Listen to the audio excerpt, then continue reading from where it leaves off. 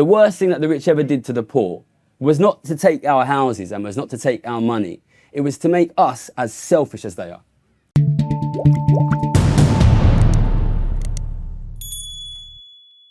Given your experience and how different it was from what you were taught, what does it leave you thinking about the state of economics as a discipline, which is very important in terms of the future of money, because we're training people to think about it in a certain way? What would you add into the training that you never had? I did a master's 2017 to 2019 at Oxford. I get very frustrated talking to economists a lot of the time, and I studied maths and economics. I was very good at maths as a kid. I'm a kind of a mathsy person, and I love maths. But I think people who are very into maths, they have a tendency to just get sucked into the detail of something and not be able to zoom out and see the big picture.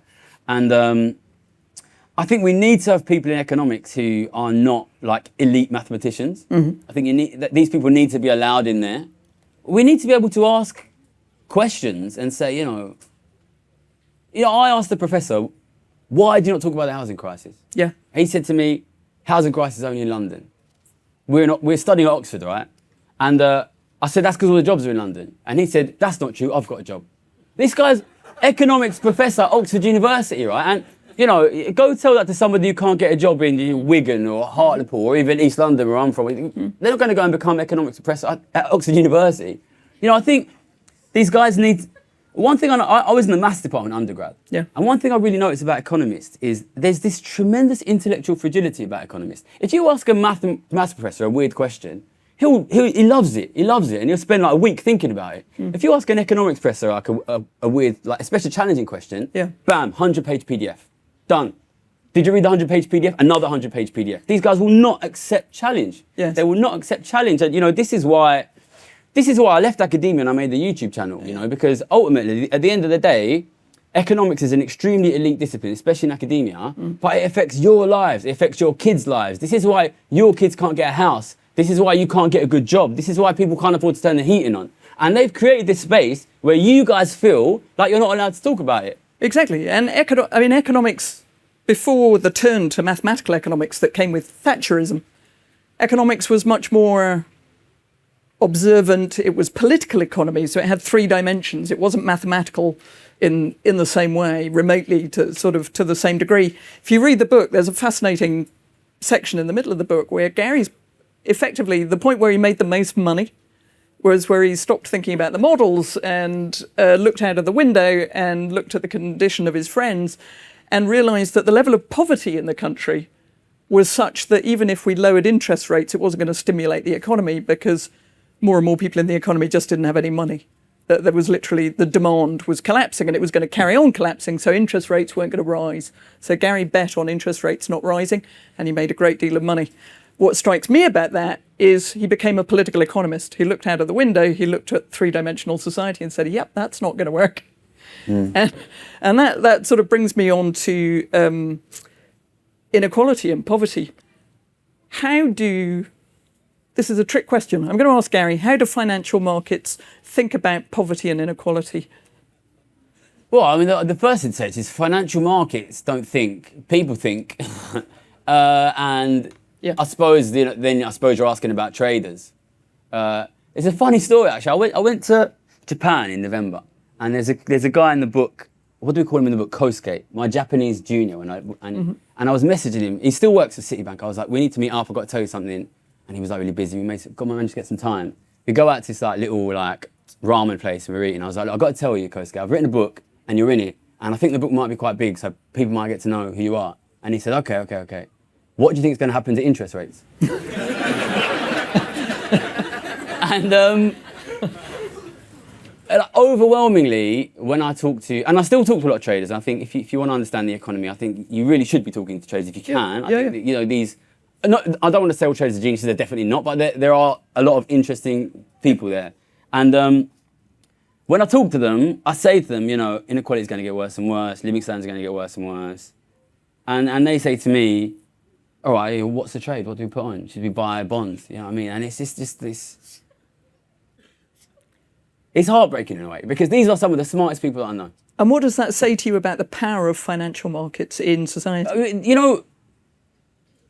people read the book and they have their own opinion. For me, what I want the book to be about is what happens to a person when they are trained that the only thing that matters is to compete and to compete and to win and to win. Yeah.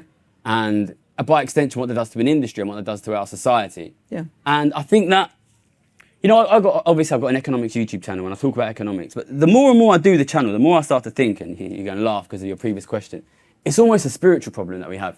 Yeah. Because if you can train your kids so badly to be selfish, if you can train everyone to only care about themselves and only care about making money and only care about winning, how the fuck do the poor protect themselves from the rich? Yeah.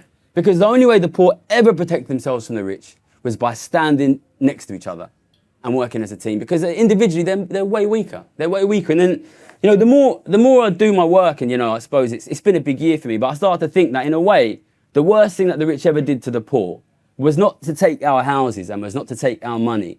It was to make us as selfish as they are. I think that's a really profound point. And the crazy thing about how profound that is the origins of it. So modern economics, neoclassical economics, the economic agent within all of that modelling and thinking is a selfish agent, right? It's someone who's a cost-benefit maximising rational individual. And all of these models are about how such an individual would navigate commodity space. The incredible irony of that, because it's become a truism, you know, realism is the idea that that's what we're like. Do you know anybody who's like that? I mean, that seems like a good definition of psychopathy in a way, the idea that someone is only selfish and they're only calculating. It's wrong. It comes from the early ambition to build a scientific economics. If you were going to use mathematics for economics, you were going to need an individual with predictable motivation who you could model. And for that, you were going to need an incredibly reductive idea of what human motivation was like. So they borrowed physics, literally, Newtonian mechanics, and they swapped out energy, so the idea of atoms responding to stimuli in a linear way. Give it a stimulus, it'll only do one thing. And they think, okay, what theory of mind gives us the equivalent? It's utilitarianism, the idea that individual person is a cost-benefit maximizer. So the idea that we are rational calculators comes from a cut-and-paste job from physics at the beginning of the 20th century, and it is the basis not just of the theories that economists learn, but also the politics that kind of comes around that. And what you're talking about is what it does to you. And do you want to say a bit about what you think it does to us? Well, the first thing I want to say is that we're not just that. I think that's the most important thing, to be honest, because, you know what? I come from a poor background. I have friends and family who are not rich, and I know what's happening in ordinary people's lives. And I do the channel that I do because I think that if enough people understand what's happening, that it is caused by inequality, that it is fixable, that it will get worse, then people will demand something different. Yeah. And I make videos, you know, week after week. We're on pause at the moment, but the number one question I get on the channel by a million miles is, Gary, tell me how to make money. And it's funny, but it's tragic. But that was me. That was me as a kid.